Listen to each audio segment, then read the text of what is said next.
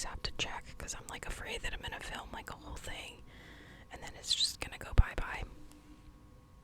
So I love to read. When I was in college, I got back into reading because my roommates were really into it. Up until that point, I just kind of felt like I didn't have time and I didn't want to read because of school. Also, I totally did not do an intro for this, but it's fine. Anyway, so since then, I have continued to work on my book collection. A lot of my collection is like stuff that I had before, gifts that I've received, books I've spent gift cards on, and a large chunk are from like used bookstores or, you know, like a Community Aid or Goodwill or something like that. So I just wanted to show some books because it's fun and they sound good. So my sister-in-law found me this copy of Anne of Green Gables by Lucy M. Montgomery.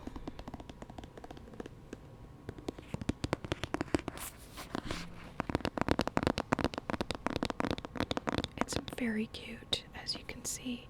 Kind of looks like she has a halo.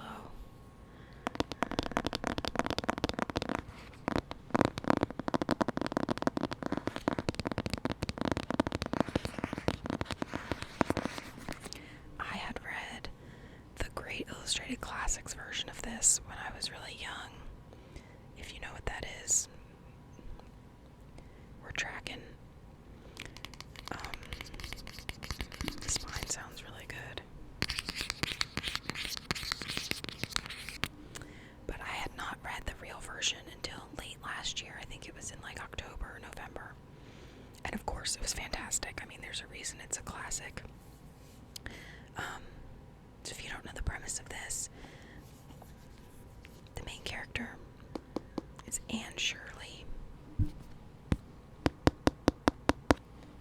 Anne Shirley. And she is an orphan. And it takes place on Prince Edward Island in Canada. So like the setting and the descriptions of the settings are really beautiful. But she's an orphan that gets like accidentally adopted by this older brother and sister that live together. They're both single. So they run this little farm.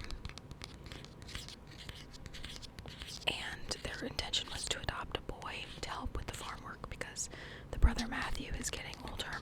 I think he's in like his 60s or something. And they send like a friend because she's going to adopt someone from the same orphanage, and they're like, oh, like pick us up an 11, 12-year-old boy while you're there so we can help. And for some reason something gets lost in like communication. Telephone game doesn't work with things that aren't important. I don't know why you would trust like someone else to pick out a kid for you. But the woman accidentally brings back a little girl. So this is the story of Anne and what happens on the island with this new family. And she's hilarious. Like, I was laughing out loud. Just her little quips. She's like known for her imagination. So yeah, I don't know if I can trace this because like I have the mirror image or something like that. I'll try doing it like this.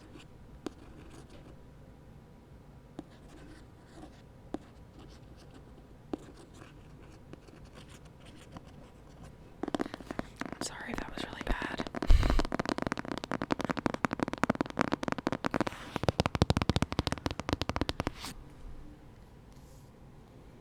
So yeah, shout out to my sister-in-law for this.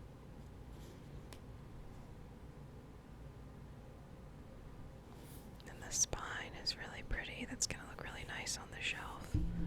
I have not yet read like Anne of Avonlea or Anne of the Island or any of the next ones. I looked, but they're not available like at the library, so I don't know really what to do about that. I'm a big fan of libraries. So like I read this originally from the library, and I don't typically buy books that I've never read before unless either like one of my good friends read it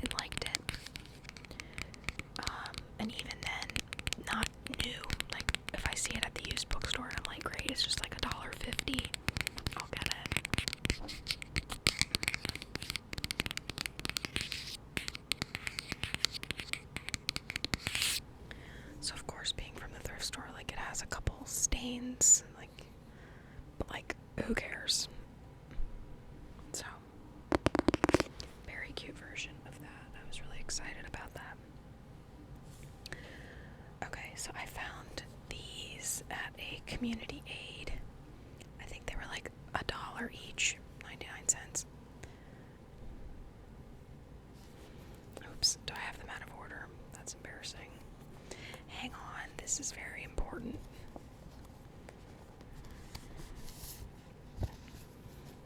There we go.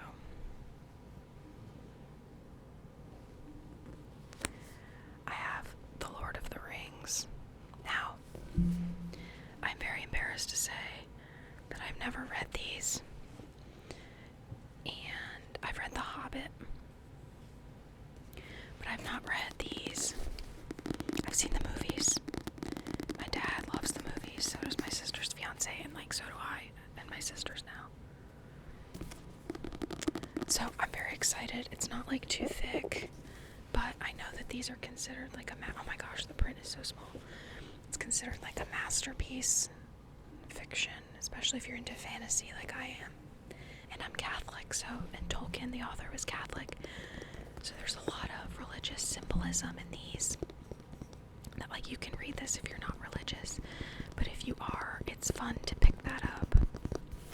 So this is the Fellowship of the Ring. This is where we get introduced to Frodo and Gimli, Legolas, Aragorn, all the, I think, 7 members of the Fellowship. I could be off. Is it 7 or 9? I think it's 9.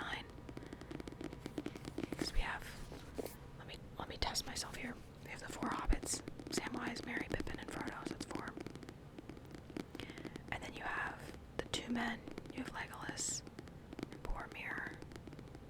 And then you have Gimli, Aragorn and Boromir. And then you have Gimli and Legolas.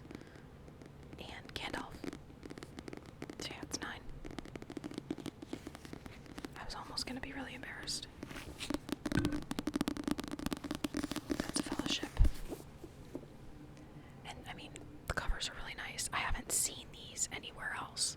Like, I've seen a lot of other versions, but this is Rivendell, which is where the elves live. And that's where a chunk of the story, well, the movie takes place. And then we have the 2 towers. This gets a little bit more into like the actual battles that take place over Middle-earth. I won't say too much, just, I know like you can't really get mad about spoilers when a book's been out for so long and the movies were so big in like the early 2000s. Like, everyone kind of knows Lord of the Rings, but I'll spare you.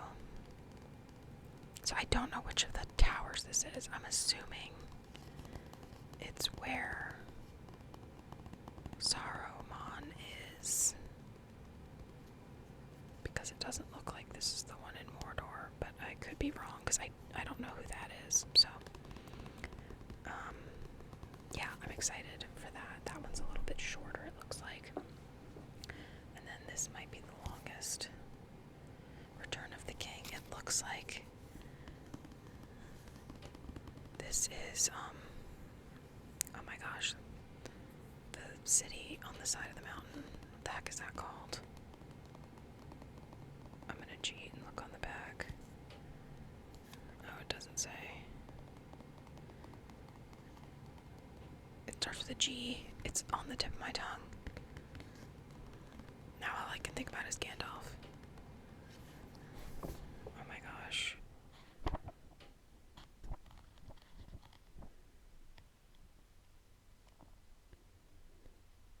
I will find this, I swear.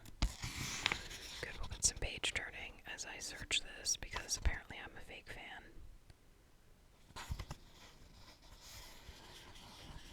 Oh dang, it doesn't start with a G. It starts with Minas Tirith. It's Minas Tirith, but it's in Gondor. That's what I was thinking of. So the country is Gondor, but Minas Tirith is the town. I'm like 90% sure that that's correct, but if I'm wrong and I just said that on the internet, I'm gonna be very embarrassed. Sorry, this is like not actually that important.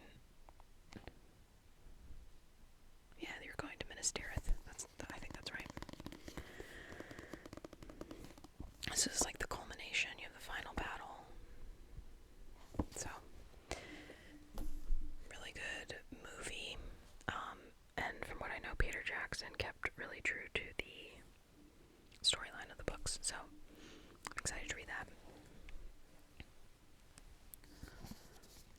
was also a thrift find. I think this was like $3 because it's like it's in good condition. So in college, I went to a liberal arts school, and they had options where you could take like a reading group for like 1 credit.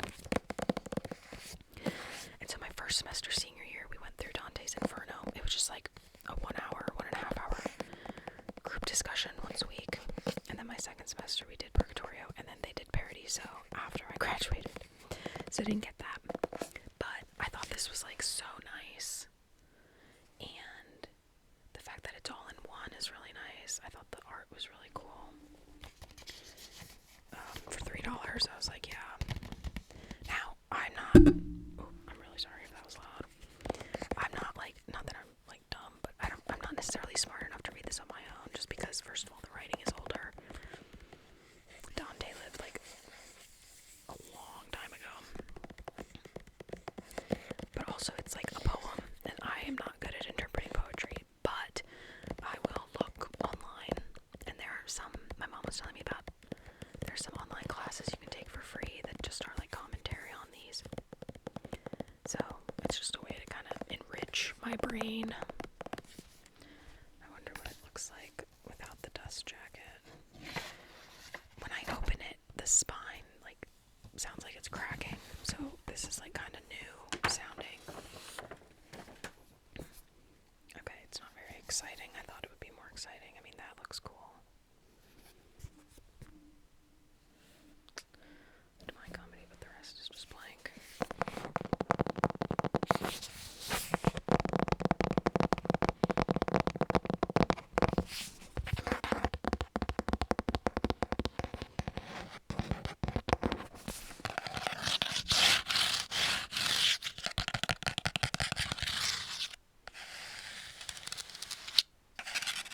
Oh, I can't tell if that looks good or not. My nails are pretty good length right now.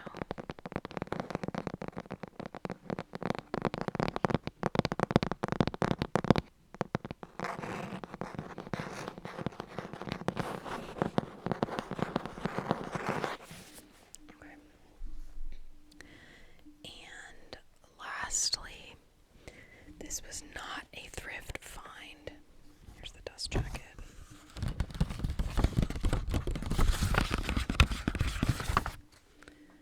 This is not a thrift find, but I read this series a couple years ago, and I loved it.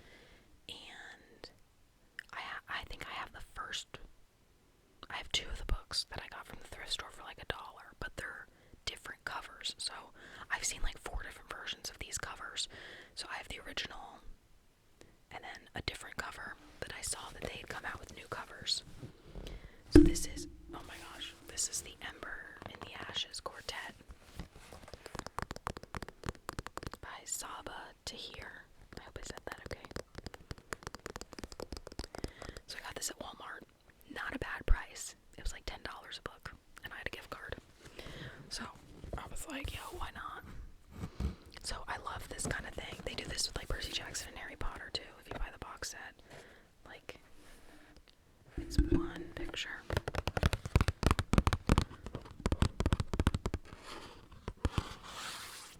My foot is like asleep. So I thought that the covers for these were really pretty. I'm gonna take it out and try to do it quietly. Okay, that wasn't too bad. So this is a fantasy. I think it's considered young adult. I'm trying to remember. It's not like a spicy fantasy, which is what I prefer. So it's about a slave. So let me just read you the back of the first one. An Ember in the Ashes. I mean, this is so nice looking. Okay. Laia is a slave. Elias is a soldier. Neither is free. Under the Martial Empire, defiance is met with death. Laia and her family do not challenge the Empire. They've seen what happens to those who do. Laya's brother is arrested for treason, she is forced to make a decision. In exchange for help from rebels who promise to rescue her brother, she will risk her life to spy for them within the Empire's greatest military academy. There, Laya meets Elias, the school's finest soldier, and secretly its most unwilling. He and Laya will soon realize that their destinies are intertwined, and that their choices will change the fate of the Empire itself. And then later on, we get introduced to a point of view, I think in the second book, of another one of the soldiers in the academy. And I thought this was super well done, not just because the plot is interesting and like the whole like slave sneaking and spying on the academy, like that's just good stuff. But I feel like it was realistic, not in that like real world, like it's fantasy. So whenever I describe books that I say are realistic, it means that they follow the rules of that world and that it has like an ending. The series has an ending that I thought was pretty satisfying. Sometimes people like grasp at straws, like authors, to make something work when it really doesn't work. But I really liked the way that this series played out. So that's the first one. I'm not going to read the back of the second one just because I don't want to spoil anything. I forget. Yeah, Helene. Helene comes in on this one. A torch against the night. A torch against the night. I mean, dang.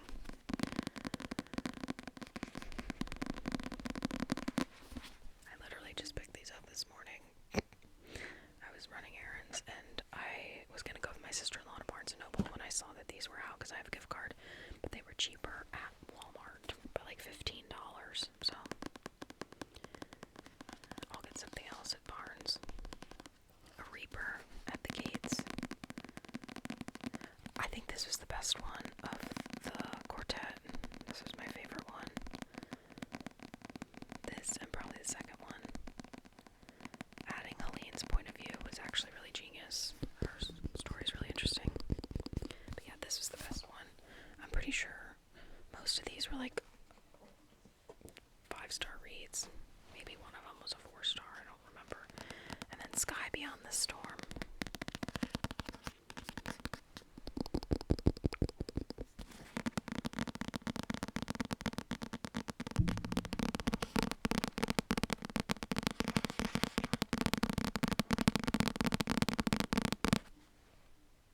Really good. Okay. I'm gonna end it there because I can't feel my feet. So standing up is gonna be an issue. But I hope you enjoyed it. I have other book stuff that I can do. Let me know like what you want to see. So I appreciate you watching. I hope you enjoyed.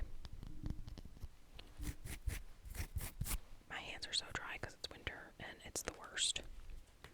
This is just like, okay, side rant. This is to fill in the gap for the books in like the box, like in this. And I'm like, why didn't you just make the box the size of the books?